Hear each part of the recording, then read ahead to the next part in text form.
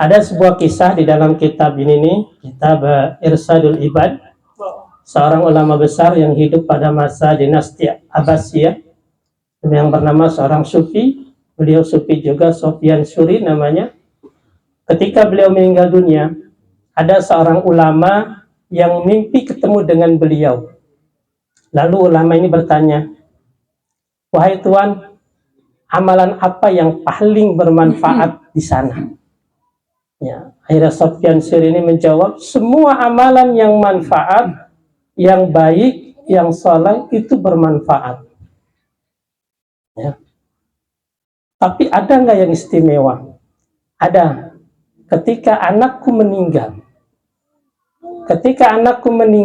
saking lagi sayang-sayangnya aku, ya lagi cinta-cintanya aku dengan anakku, diambil sama Allah. Lalu aku mengucapkan inna lillahi wa inna ilaihi. Dia tidak begitu sedih, tidak marah-marah, tidak lagi mencaci. Artinya apa? Dia redha anaknya diambil sama Allah. Ini yang paling besar katanya. Maka ketika kita ada musibah, pahala yang paling besar adalah mengucapkan inna lillahi wa inna ilaihi, tapi diaplikasikan.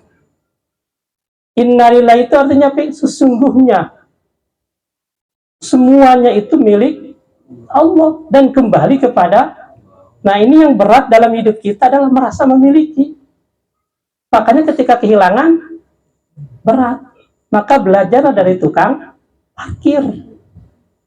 Dia dititipin dan dia memang merasa dititipin dan dia tidak merasa memiliki. Maka ketika diambil biasa-biasa saja. Ada ketika parkir marah-marah.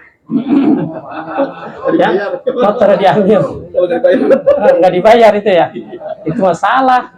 Dan nitip nggak bayar, jangan Pajero datang biasa, ya kan, Fortuner datang biasa, diambil dikasih.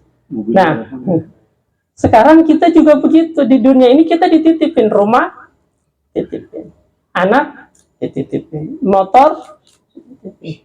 Suatu saat Allah ambil karena titipan, ya maka kita tidak merasa sewot, emosi. Kenapa? Hanya titip.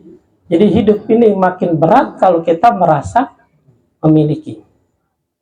Nah, maka janganlah kita merasa semuanya adalah titipan. Maka ketika ada yang meninggal dunia, orang yang kita cintai, orang terdekat kita, orang yang kita sayangi, maka kita ucapkan inna lillahi wa inna ilaihi raji'un tanpa ada marah-marah.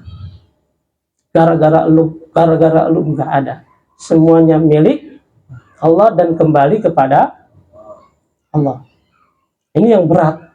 Nah, tapi kata Sofyan Syuri, tapi pahalanya sangat luar biasa. Gitu ya. Jadi semua amal baik itu bermanfaat, ada balasannya di akhirat.